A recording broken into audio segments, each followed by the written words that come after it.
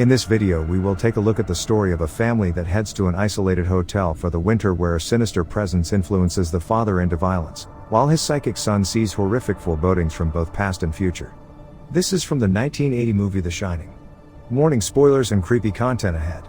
Former teacher and recovering alcoholic Jack Torrance interviews for a caretaker job at the Overlook Hotel in an effort to rebuild his life after his volatile temper lost him his teaching position.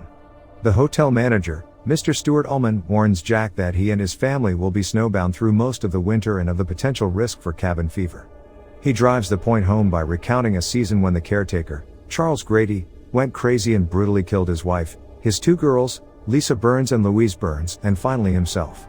Given his own desperation and the opportunity to pursue his true passion, writing, Jack acknowledges the warning, but accepts the job. Meanwhile, Jack's son Danny has a seizure while talking to his imaginary friend Tony about the Overlook Hotel. He has a vision of blood splashing out of an elevator in the hotel, an image which is revisited several times throughout the film. Upon Danny's arrival at the hotel, head chef Dick Halloran recognizes that Danny is telepathic, and speaks to him mentally to offer him some ice cream. He explains that he and his grandmother both had the gift. She referred to this communication as shining. He also counsels Danny about the hotel, hinting that something terrible had happened there and left a trace, as if someone burned toast, which only people who can shine will perceive. Danny questions Dick about what went on in the hotel, and about room 237 in particular, as Danny can sense that Dick is especially afraid of that room. Though he strives to assure Danny that the images he sees in the hotel are just like pictures in a book and can't hurt him, Dick sternly warns Danny to stay out of that room. Jack's mental health deteriorates rapidly once the family is alone in the hotel. He has writer's block, sleeps too little, and is irritable. Danny has visions of the two murdered Grady girls, but tells no one. He continues to wonder about room 237. While the weather is still relatively warm, Jack's wife Wendy, Shelley Duvall, and Danny walk through a maze of tall hedges, making a game out of it, stopping at dead ends and fixing their mistakes. One day, a ball rolls toward Danny as he plays with his toys. It appears to have come from the open door of room 237, which Danny enters. At that moment, Wendy comes running from the basement at the sound of Jack's screams in the lounge. He tells her that he had a nightmare in which he used an axe to chop Danny and her to pieces. As a disconcerted Wendy promises that everything's gonna be okay, Danny appears at the other end of the room, looking disoriented and sucking his thumb. His sweater is ripped and there are bruises on his neck. He does not answer when Wendy asks what happened. She angrily accuses Jack of hurting Danny and takes the child back to their suite. Jack is furious about the accusation. He storms around the hotel, making his way to the Gold Ballroom. Sinking defeatedly onto a stool at an empty bar, his head in his hands, Jack declares that he would sell his soul for one drink. When he looks up, he discovers a bartender, who serves him a drink. Jack is nonplussed by the sudden appearance of the bartender and even addresses him by his name, Lloyd. In the course of telling his troubles to Lloyd, Jack reveals that he unintentionally dislocated Danny's shoulder, the same accident Wendy mentioned to Danny's pediatrician earlier. Notably, Jack states that the injury happened 3 years ago. While explaining the same story to the pediatrician, Wendy said that Jack, who vowed to quit drinking immediately following the accident, has currently been sober for only 5 months. A frantic Wendy enters, finding Jack seemingly alone at the bar. She pleads with him to investigate Danny's claim that a crazy woman attacked him in the bathtub of room 237. Jack, who acts a bit tipsy, grudgingly agrees to go have a look. As Jack approaches the door to room 237, Danny appears to be having a seizure in his own room. Dick, back at his home in Florida, stares wide-eyed as he picks up on a signal Danny is sending. Jack cautiously enters room 237. The bedroom is empty and he proceeds to the bathroom. He watches lustfully as a young, beautiful, naked woman pulls back the shower curtain and steps slowly out of the bathtub. The two approach each other and embrace in a passionate kiss. Jack catches a glimpse of their reflection in the mirror and sees the woman is actually a rotting corpse. He recoils in horror. The young lady standing before him has transformed into an elderly woman, Lily Gibson, a walking corpse with rotten, sagging skin. She cackles madly while reaching for him with outstretched arms. Stunned, Jack staggers out of the room, locking the door after him. When he reports back to Wendy, Jack denies anything amiss in room 237. Wendy suggests they take Danny to a doctor. Jack becomes irate, lecturing Wendy on her thoughtlessness and blaming her for everything that's gone wrong in his life.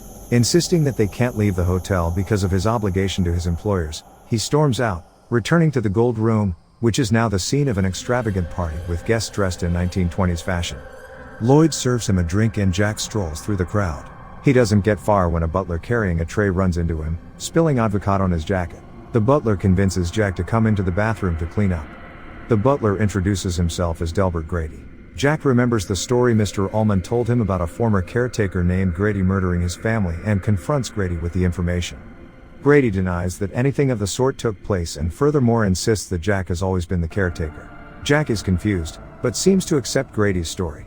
Grady goes on to tell Jack that Danny has a great talent and is using it to bring an outside party into the situation, referring to Dick Halloran with a racial slur. Grady advises Jack on how to correct Danny, and how to deal with Wendy if she interferes. Back in Florida, Dick has had no luck contacting the people at the Overlook Hotel. Worried about Danny, he books the next flight to Colorado. At the Overlook, Wendy arms herself with a baseball bat and looks for Jack, intent on leaving the hotel with Danny whether or not Jack agrees to come. Entering the lounge, she spots Jack's manuscript left unattended next to the typewriter. She reads what Jack has been writing, hundreds of pages of repetitions of a single sentence, all work and no play makes Jack a dull boy. She realizes that Jack has gone mad. Jack approaches from behind and asks sarcastically, "How do you like it?" Wendy shrieks with alarm and wheels around to face him. A confrontation ensues as Jack demands to know her intentions regarding leaving the hotel with Danny, while Wendy retreats, brandishing the bat. She screams at Jack not to hurt her, and he swears that he will not. Instead, he intends to kill her. Wendy hits Jack on the head with the bat at the top of a flight of stairs, causing him to lose his balance and tumble down the staircase, injuring his ankle in the process. Wendy drags Jack's limp body to the pantry and locks him inside, just as he regains consciousness. Jack tells her he has sabotaged the radio, as well as the snow cat, stranding them all there. She goes outside to check on the snow cat, and confirms what he told her. A few hours later, Jack is roused from a nap by the sound of Delbert Grady's voice. Grady expresses disappointment and a lack of confidence in Jack, but Jack assures him he can get the job done if given one more chance. The pantry door then suddenly unlocks. Wendy has fallen asleep in her room. Danny is in a trance, carrying a knife and muttering "Redrum" repeatedly. He takes Wendy's lipstick and writes "Redrum" on the bathroom door. He begins shouting "Redrum," which wakes Wendy. She clutches him to her, then sees the reflection of the bathroom door in the mirror. Reversed, it reads, "Murder." At that instant, banging sounds start coming from the door to the hallway. The sound is Jack swinging an axe at the locked door. Wendy grabs Danny and locks them in the bathroom. She opens a tiny, snow-banked window and pushes Danny out. He slides safely to the ground. She tries to get out the same window, but cannot fit.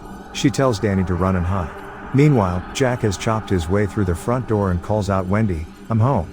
Jack then knocks politely on the bathroom door. Wendy holds the knife and tries to steady herself as Jack begins chopping into the door. After chopping away one of the panels, he sticks his head through and screams, "Hey, here's Johnny." Jack sticks his hand through the door to turn the lock. Wendy slashes at him with a knife, cutting Jack's hand and sending him recoiling in pain. Jack continues to hack at the door with the axe until they both hear the low rumble of an approaching snowcat engine. He stalks out. The snowcat driver is Dick. Inside the hotel, he calls out, but gets no reply. Jack, hiding behind a pillar, leaps out and swings the axe into Dick's chest, killing him. Danny, hiding in a kitchen cabinet, screams, revealing his location. He clambers out of the steel cabinet and runs outside. Meanwhile, Wendy has ventured from the bathroom and begun to search for Danny. The hotel has sprung to life and now even Wendy encounters its ghosts, sights that shock and horrify her. At the same time, axe-wielding Jack turns on the outdoor lights and follows Danny into the hedge maze. Danny realizes he is leaving a trail of footprints in the snow for Jack to follow. He carefully retraces his steps, walking backwards in the same prints he'd just created in the opposite direction, then covers the rest of his tracks and hides behind a hedge. When Jack arrives, he sees that the trail of footprints ends abruptly, giving him no clue as to which direction Danny took. He chooses a path and lurches deeper into the maze. Danny comes out of his hiding spot and follows his own footprints back to the maze's entrance. Wendy makes her way out of the hotel just as Danny emerges from the maze. Relieved, she flings down the knife and embraces him. Jack bellows his frustration from within the maze. Danny and Wendy waste no time escaping in the snowcat that Dick used to get to the hotel. Jack, hopelessly lost in the maze, freezes to death. Right before the end credits, the camera slowly zooms in on a wall in the hotel full of old photographs that chronicle the hotel's history. An old recording of midnight, the stars' new echoes in the empty hallway. In the center of one picture is a young Jack. The caption reads, "Overlook Hotel, July 4th Ball, 1921. Thanks for watching Horror Movie Recap. Subscribe for more videos like this, give us a like to help out, and don't forget to turn on notifications.